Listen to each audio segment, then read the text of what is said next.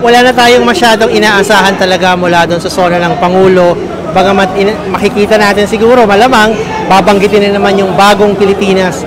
Pero wala naman talagang nagbago. Ramdam yan ng ordinaryong tao ngayon sa taas ng presyo ng bilihin, sa baba ng sweldo, kawalan ng trabaho, laganap na kahirapan, korupsyon sa ating gobyerno.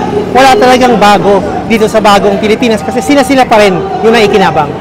Tapos ito, sa Kapagasiya, saan ang tumulo?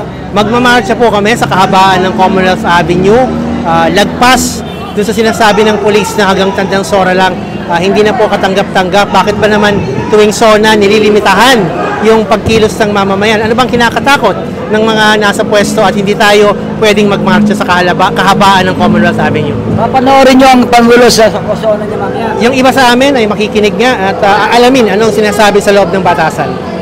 Thank you. Okay. Maraming salamat. Babae, bata, bayan.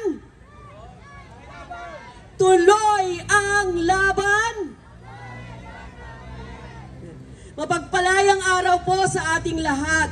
Ngayon, ang ikatlong SONA ng Pangulo.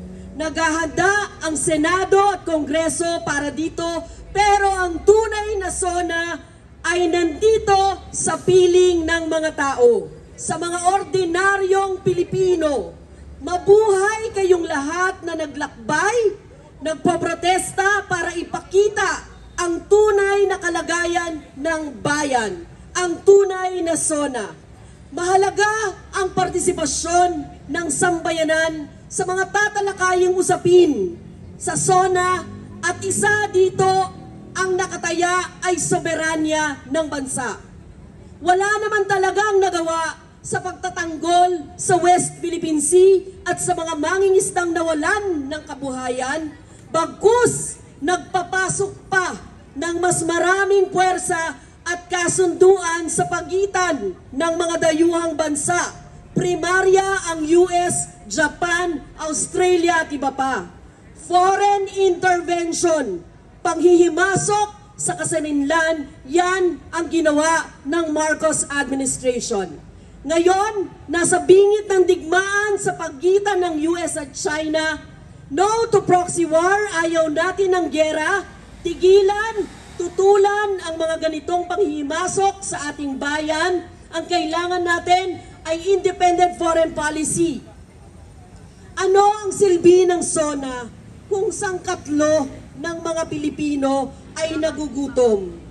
Habang ang budget ng gobyerno sangkatlo ay utang panlabas. Walang pagtaas ng sahod habang tumataas ang presyo ng pagkain, bilihin at utilidad. Walang ampat ang krisis mula sa mga nakaraang administrasyon hanggang sa ngayon. Ng anti-worker, anti-people, anti-poor economic policies, importasyon, foreign investments, violation of rights to organize at iba pang human rights violations. Malinaw na hindi sagot ang mga imperialist economic exploitation at military aggression sa ating bansa. Panawagan ng mga kababaihan at sambayanan na kabubuhay na sahod, disenteng trabaho, may kalidad na serbisyo publiko, kalayaan sa lahat ng forma ng karahasan at pagsasamantala. Ang kailangan po natin ay i-assert ang ating right to self-determination, independence from foreign intervention, at tunay na pag-unlad ng sambayanan. Maraming salamat po. Mabuhay po kayong lahat. Ang tao, ang bayan, ngayon ay lumalaban.